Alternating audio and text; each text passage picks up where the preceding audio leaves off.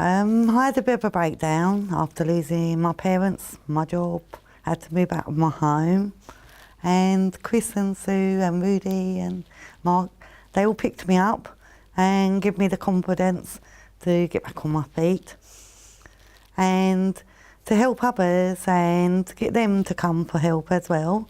The job clubs was on the initial plan for Northfleet Big Local.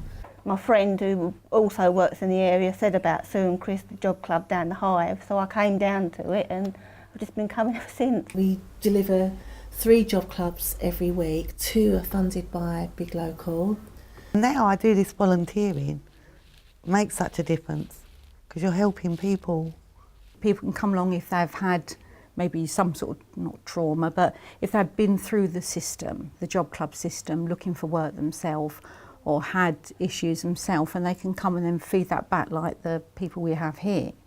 You recognise vulnerable people and you can give them guidance. The creche closed at Bluewater in 2007 and I became my parents' full-time carer. Obviously my mum went into the home and I found it a bit difficult to change my life around, and now both my parents aren't here anymore, I'm sort of trying to... We try to find the right job for the right person, so it might take a bit longer, but there's more chance that that's going to be sustainable. And I'm hoping to open my own business in the Northfleet area, looking after children, and we're just waiting to hear from funding. We've got 4 businesses that have started up, and hopefully keep working with Sue, we're going to have 5. I wouldn't be where I am now without Sue and Chris and everybody that works for Kaz Job Club. I wouldn't have survived without, I was totally broken. Positives are, as you've just seen, it is the feedback from even just being here for sort of 9-10 months. The people that came at the beginning of the year that I'm seeing now go through the system it's amazing. It really is. It made a big difference because they've helped me a lot with my confidence issues and other issues that I've had. And Big Local have not only helped us deliver the job clubs, it's also helped us as a social enterprise to develop and offer a whole sort of tranche of skills. We've got this huge function now. I have to say that I know some of them are here today, but if we didn't have such high standard of volunteers, it just wouldn't be possible. People that are setting up job clubs in Bermondsey and Slade Green, etc., have come over to us and asked us sort of how we've done it. We offer welfare benefits advice now, and we know that's a massive need in this area. And people get a letter saying their benefits have been suspended. They don't understand the letter. We've got about 32 live cases at the moment with just 1 volunteer. An appeal form for benefits about 80 pages long. So it's pretty intense. We shouldn't gloat about this, but we haven't lost a single appeal through any of our work with the DWP. We'd love to have our own centre. I mean, this is Kent Library venue, and they've been so supportive, it's unbelievable.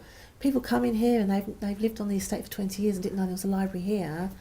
But I think we've outgrown this space because of the demands on our service. If somebody said to me, I want to start a job club up today in the shop next door, I'll say, what do you need? Because we know we can't meet the needs of everybody in Gravesend. So we're not in any competition. We know that we're just scratching the surface, particularly around welfare. If I didn't have this, I wouldn't be here now. I wouldn't be here now. it's been a huge change for me in these last 3 years, and I've come out of it pretty good, I reckon.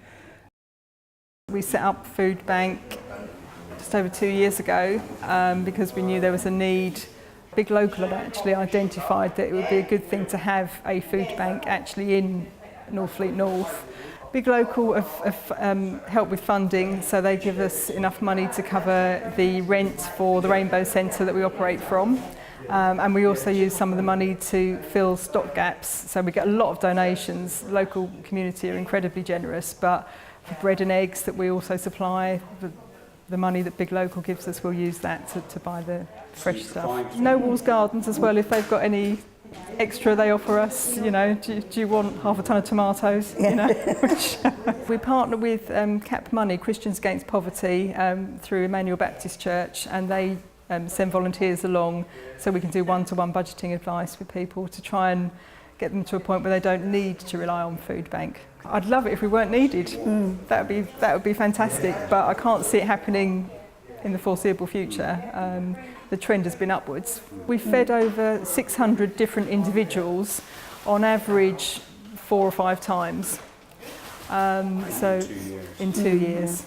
Yeah, so that's a lot of people. Voluntary Group of the Year, we were given, what was it, about a month ago now, weren't we? About 4 weeks ago. So we didn't even know we'd been nominated, so it was really a complete surprise, a delightful one. We've never had to do a rota because we've always had enough volunteers week in, week out.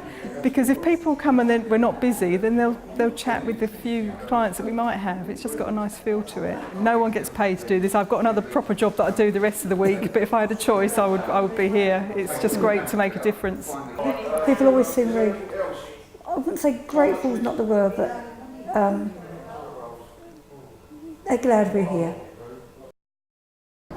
Hello, I'm Kelly. I'm the community gardener for No Walls Garden in the heart of Northfleet.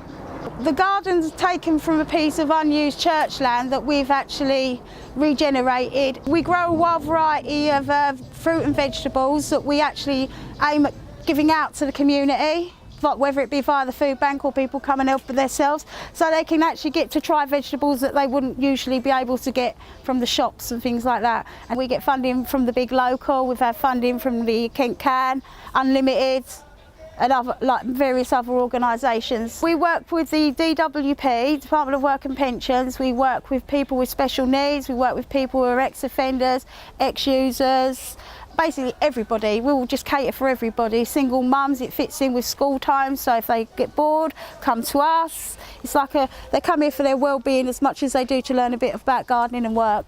That's our clay oven, built from Northfleet clay, and we did it all the old-fashioned way with our feet, and we got soaked, and we made little bricks out of it, and we moulded it all up. When we have our community barbecues, we get the clay oven out. And when we have the community events, so we're promoting people to come in the garden, then they smell it and then they can see it. And they can see it growing and see it being cooked. Grow it, cook it, eat it. Well, our Kieran, where is he? He's responsible for that. That's his baby.